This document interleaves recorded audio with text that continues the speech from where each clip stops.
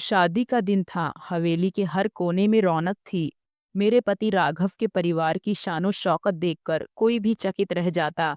मैंने भी सोचा था कि ये परिवार मेरी जिंदगी को एक नई ऊंचाई देगा, लेकिन इस शादी के पीछे छुपा सच मेरी जिंदगी बदल देगा, ये मैं नहीं जानती थी। शादी के बाद मुंह दिखाई की रस्म में हर कोई मुझे बेशकीमती तोहफे दे रहा था। हीरे, सोने के कंगन और महंगे कपड़े। इन सब के बीच घर की नौकरानी राधा मेरे पास आई। उसके हाथ में एक छोटा पुराना सा डिब्बा था। बहू जी, ये मेरी तरफ से है, इसे जरूर खोलिएगा, लेकिन अकेले में, उसने डरते हुए कहा। उससे पहले कि मैं कुछ समझ पाती, मेरी सास वहां आ गई। राधा, ये क्या बेहुदा हरकत है। सास ने डिब्बा उसके हाथ से छीन लिया और उसे थप्पड़ मार दिया। तुम्हारी औकात नहीं है कि हमारी बहू को तोहफा दो। राधा रोती हुई चली गई। सास ने डिब्बा फेंक दिया, लेकिन राधा की आंखों में छुपा डर मुझे परेशान कर गया। कुछ दिन बाद बाजार में खरीदारी करते वक्त राधा मुझे मिली। बहू जी, मैंने जो डिब्बा दिया था उसे खोलिएगा, आपकी जिंदगी खतरे में है। जो दिख रहा है वो सच्चाई नहीं है, उसने कहा और गायब हो गई। घर आकर मैंने डिब्बा ढूंढा। उसने एक चिट्ठी, एक छोटी चाबी और एक लकड़ी की मूर्ति थी। चिट्ठी में लिखा था, आपको इस परिवार से बचकर रहना होगा। यह मूर्ति और चाबी आपका रास्ता दिखाएंगी। मुझे समझ नहीं आया, लेकिन मूर्ति और चाबी ने मेरे अंदर डर और जिज्ञासा पैदा कर दी। उस दिन से घर में अजीब घटनाएं होने लगी। रात को कमरे के बाहर किसी के कदमों की आहट सुनाई देती। एक दिन मेरे खाने में अजीब स्वाद आया। कभी अलमारी से चीजें गायब हो जाती। फिर एक दिन पूजा के दौरान पंडित जी ने मुझे देखकर कहा, बहू जी, आपके चारों तरफ नकारात्मक ऊर्जा है, आप संभल कर रहें। ये सुनकर मेरे अंदर का डर और गहरा हो गया। मैंने मूर्ति को ध्यान से देखा। उसमें एक गुप्त खांचा था। जब मैंने खांचा खोला तो उसमें एक पुराना नोट मिला। नोट में लिखा था, यह परिवार पहले भी कई लोगों को बर्बाद कर चुका है, तुम्हारे साथ भी यही होने वाला है। मैंने राधा से फिर मिलने का फैसला किया। वो मुझे हवेली के बाहर एक पुराने खंडर में मिली। राधा, तुम सच सच बताओ, ये सब क्या है?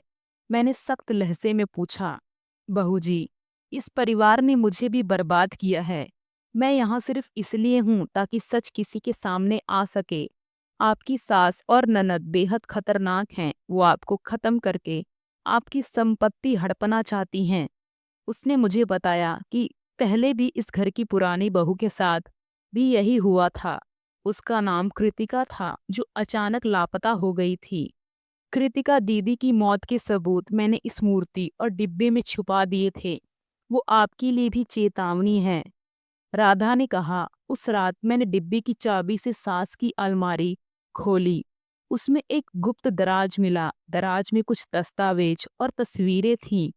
उन तस्वीरों में कृतिका की शादी के बाद की तस्वीरें थीं, जहां वो बेहद कमजोर और डरी हुई दिख रही थी।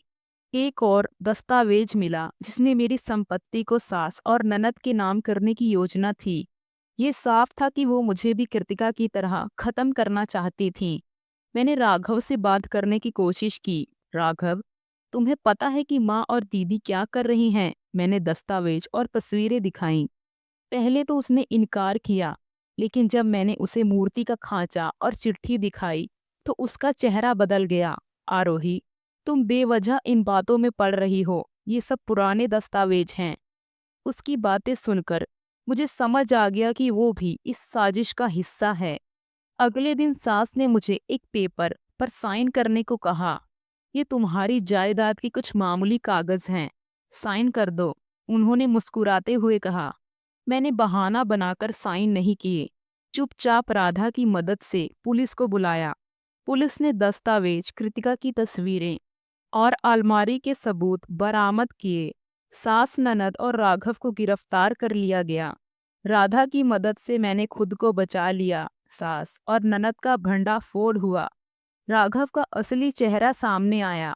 अब मैं अकेली अपनी जिंदगी जी रही हूँ, लेकिन सच्चाई की लड़ाई ने मुझे और मजबूत बना दिया है। कभी कभी अपनों के चेहरे के पीछे छुपा सच सबसे बड़ा धोखा होता है। सही समय पर सही कदम ही आपको बचा सकता है। दोस्तों, आपको ये कहानी कैसी लगी हमें कमेंट करके ज़रूर बताएं। अगर आपको वीडियो पसंद आया हो तो एक लाइक ज़रूर करें और चैनल पर नए हैं तो सब्सक्राइब करना बिल्कुल ना भूलें। Thank you.